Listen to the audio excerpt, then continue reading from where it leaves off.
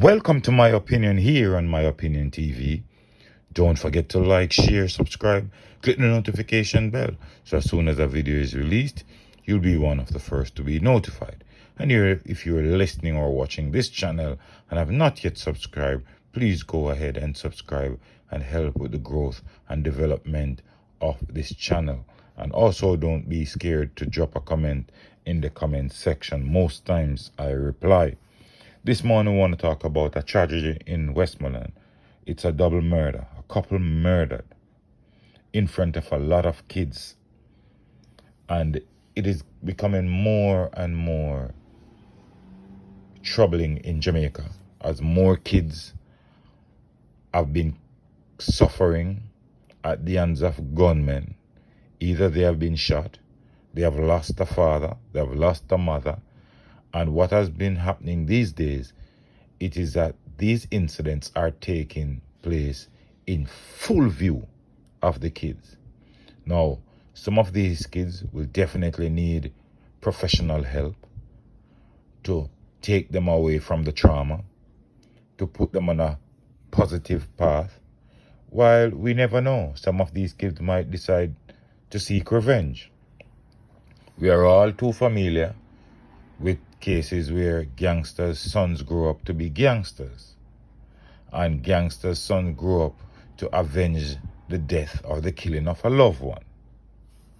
But let me get into it. A couple was shot and killed by gunmen while in bed in their house in the community of Russia in Savannah yesterday morning.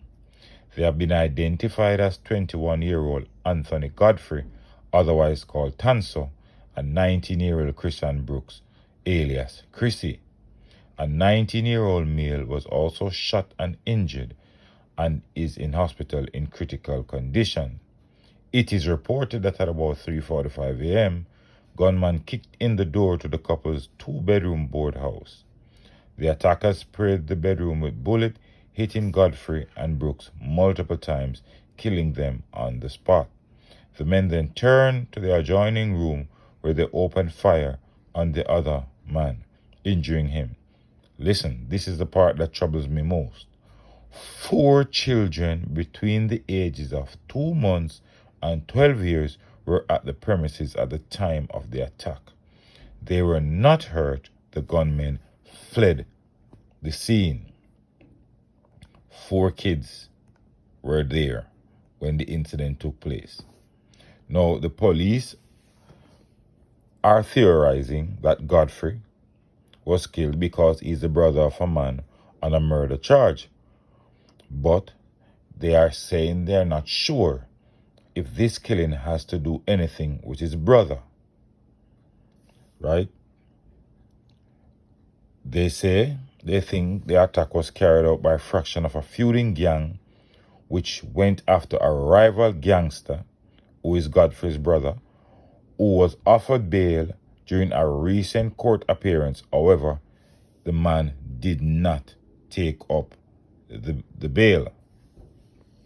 And they are saying major protagonist in the elite squad gang was granted bail, and based on information provided, the other fraction was of the view that he was out on bail, and they stormed his house and opened fire, killing his brother and one other person.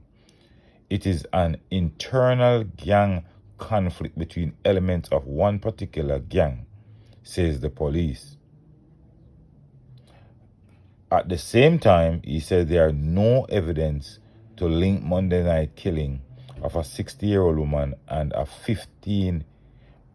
man 15 minutes apart in the volatile flankers community.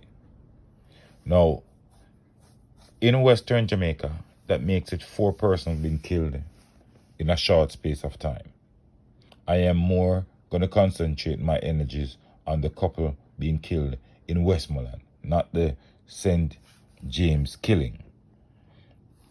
Now, what is so troubling is that this is a board house with kids inside, and these men going after Godfrey's brother.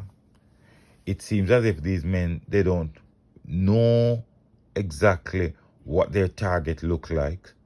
They just go inside, opened fire, killing the brother, killing the woman. I am not sure if the brother is a part of the gang. I don't know if the brother has anything to do with his brother murder charge. But clearly, these gunmen and these gang members, they have all their information. They know that he was supposed to get bail.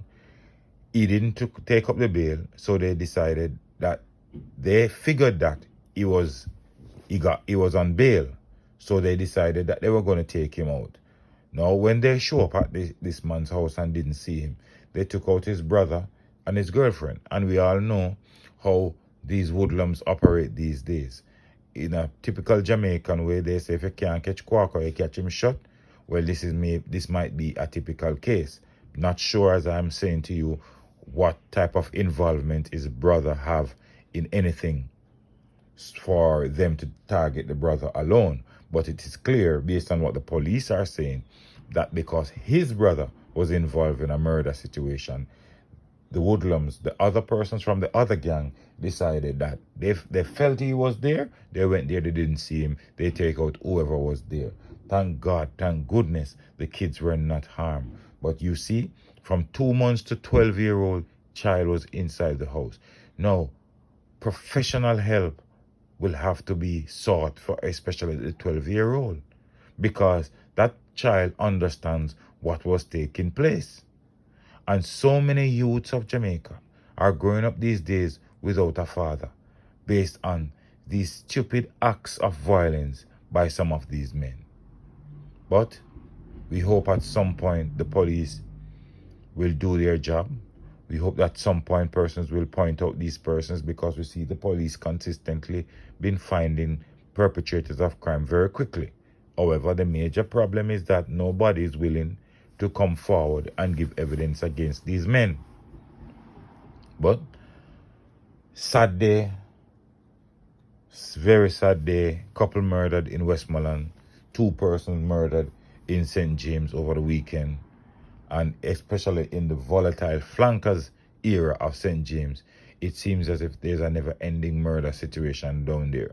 But let me know what you think in the comment section. Don't forget to like, share, subscribe. Click the notification bell so as soon as a video is released, you'll be one of the first to be notified. Until next time, stay safe. Look out for the children. Look out for a neighbor. Look out for a loved one. And most of all, keep it locked on My Opinion TV.